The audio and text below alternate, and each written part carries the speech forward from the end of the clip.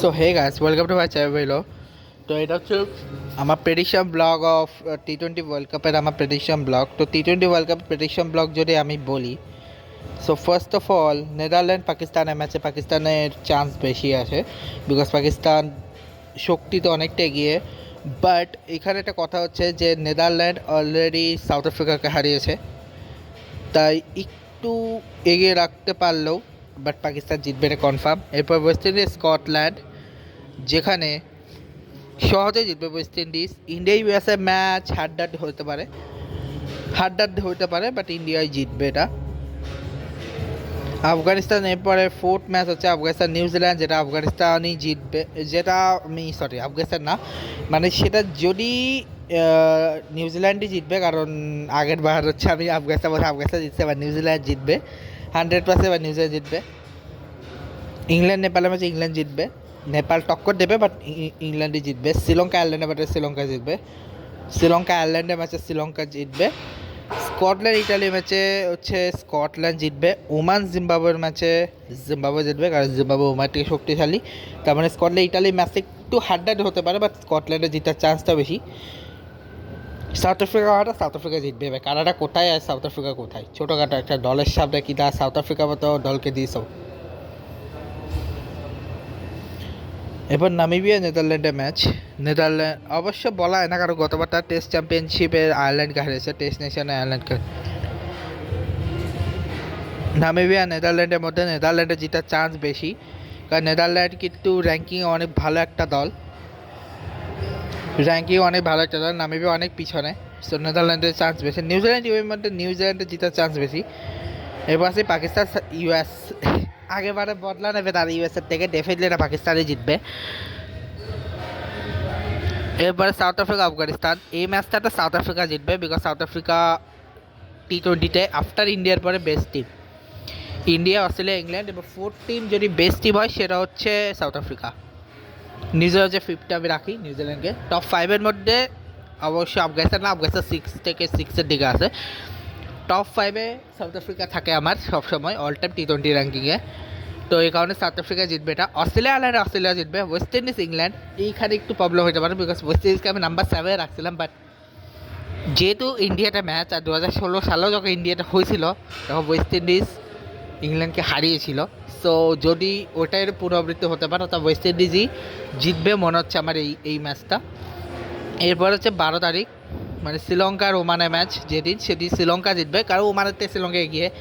Nepal Italy, এখানে একটু হলেও আমার ইটালির চান্সটা একটু বেশি লাগতেছে, বাট নেপাল হচ্ছে অনেক দিন ধরে খেলে, ইটালি প্রথম খেলতে আসছে, বাট আমার মনে হয় ইটালি জিতবে, বিকজ ইটালির প্লেয়ার হচ্ছে, নেপালের প্লেয়ার হচ্ছে নর্মাল প্লে, নেপালের লোকাল, আর ইটালির প্লেয়ার হচ্ছে অস্ট্রেলিয়া ইংল্যান্ডের থেকে বহিষ্কার হওয়া প্লেয়ার, ওরাই জিতবে, দেখে নিও।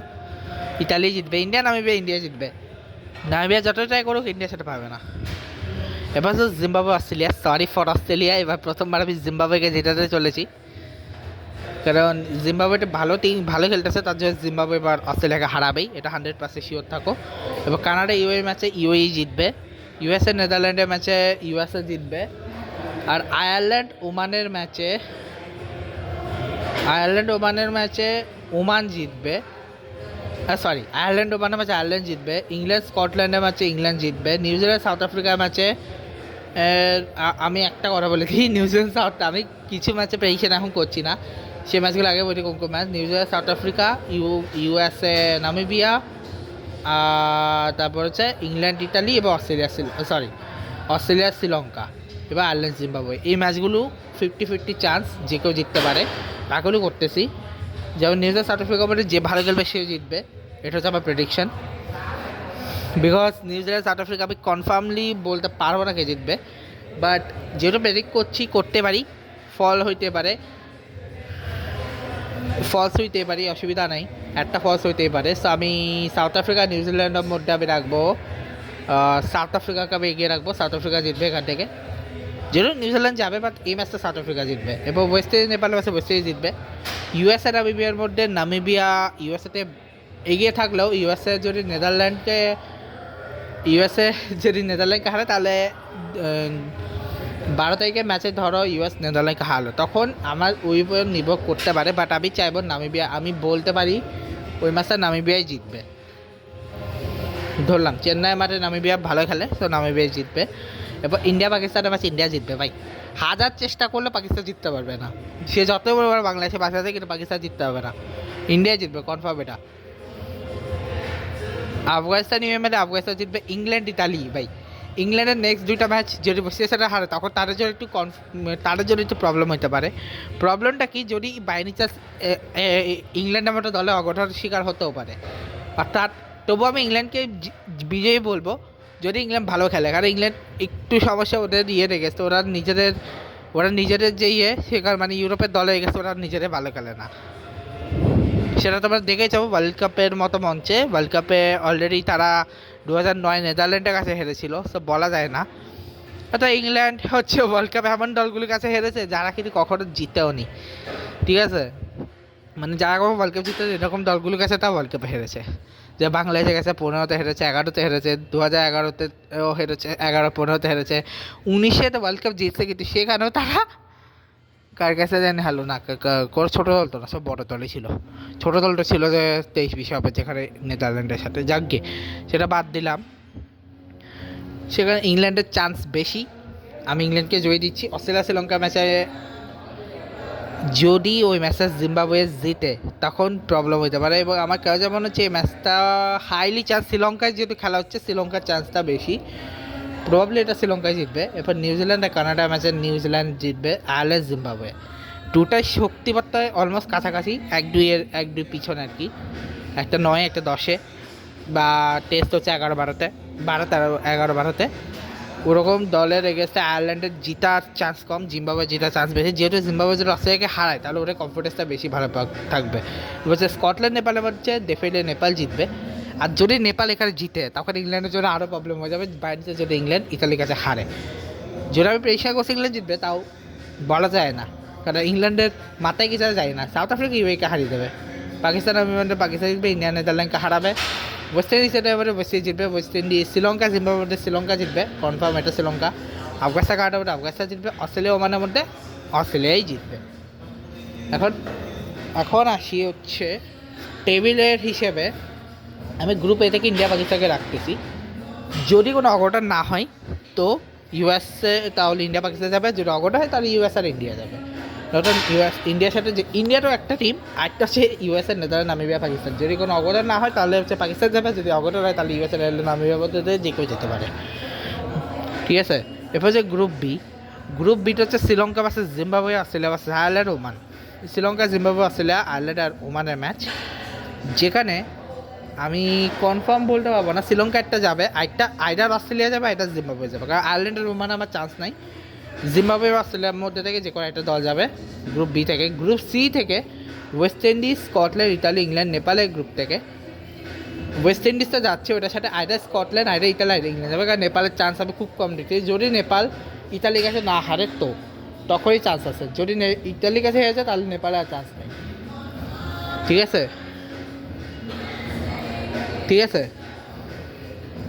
এরপরে আর ইংল্যান্ডের স্কটল্যান্ডের জন্য সবথেকে বড় হচ্ছে যদি তারা ইংল্যান্ডকে হারাতে পারে তাহলে তারা কনফার্ম হয়ে যাবে, তখন শুধু তারা নেপালের ম্যাচের উপর ডিপেন্ড করবে, ঠিক আছে। নেপাল যদি স্কটল্যান্ডকে হারিয়ে দেয় তখন হচ্ছে আবার ইংল্যান্ড কোয়ালিফাই করবে, সো নেপালের 3টা থেকে অ্যাটলিস্ট 2টা জিততে হবে, নেপালের হাতে আছে 3টে ম্যাচ, 3টা ম্যাচে 3টা জিততে হবে, যার মধ্যে একটা ওয়েস্ট ইন্ডিজের সাথে। হ্যাঁ, একটা ম্যাচ আমি একটু দেখতে চাই, যেহেতু নেপাল রিসেন্টলি এই আগে যে সিরিজটা আসতো সেই সিরিজ আবার ওয়েস্ট ইন্ডিজকে হারালো, সেই সিরিজটাতে আমি যতই বলি ওয়েস্ট ইন্ডিজ জিতুক, কিন্তু বলা যায় না, অঘটন করতে পারে নেপাল, কারণ অলরেডি তারা একবার সিরিজে হারিয়েছে, নেপাল অলরেডি ওয়েস্ট ইন্ডিজকে হারিয়েছে। যাকগে এখন হচ্ছে New Zealand, south Africa, UA, Afghanistan, Canada, এখান থেকে আমি নিউজিল্যান্ড আর সাউথ আফ্রিকা, এখানে কোনো হেলজোন নেই, শুধু বি আর সি থেকে একটা আমি কনফার্ম করছি, ওয়েস্ট ইন্ডিজ, শ্রীলঙ্কা, আর সি প্রথম 3টা থেকে হচ্ছে আমি 1-2 হচ্ছে কনফার্ম করিনি, 1 কনফার্ম করছি 3টা থেকে, আর লাস্টেরটাতে 1-2 আমি কনফার্ম করে ফেলেছি, বিকজ নিউজিল্যান্ড সাউথ আফ্রিকা দুর্দান্ত একটা দল, ওরা দুজনেই কোয়ালিফাই করবে। আর আমি টপ 5-এর মধ্যে থেকে টপ 4কে দেখতেছি, এখানে টপ 4 হচ্ছে ইন্ডিয়া, মানে আমি টপ 5-এ যে 5 জনকে রেখেছি, ইন্ডিয়া, অস্ট্রেলিয়া, ইংল্যান্ড, নিউজিল্যান্ড আর সাউথ আফ্রিকা। এদের মধ্যে ইন্ডিয়া যাচ্ছে, তারপর হচ্ছে সাউথ আফ্রিকা যাচ্ছে, নিউজিল্যান্ড যাচ্ছে। তো বাকি যে দুটো দল ওই দুটার ডিপেন্ড করবে ম্যাচের উপরে। আর 6 থেকে 10-এর মধ্যে যায় রেখেছিল, যেমন পাকিস্তান, তারপরে হচ্ছে টেস্ট নেশনের পাকিস্তান, তারপরে হচ্ছে আচ্ছা তোমরা কি জানো আমি এখানে যে দলগুলো আছে সেগুলো টপ 20 থেকে 20 পজিশন বা লাস্ট পজিশনে কাকে দেখছি বা সেটার নামে একটা ডিফারেন্ট ব্লগ বানাবো। ওটা হচ্ছে 3 তারিখে ব্লগে আসবে, মানে ওয়ার্ল্ড কাপ শুরু আগের দিনে ব্লগে এটা করবো আমি। আবার তো এই ব্লগটা এখানে শেষ করছি। এই হচ্ছে আমার প্রেডিকশন ব্লগ। এবার আসবে স্কোয়াড ব্লগ, তারপরে দেখা হবে। Good bye guys, good bye.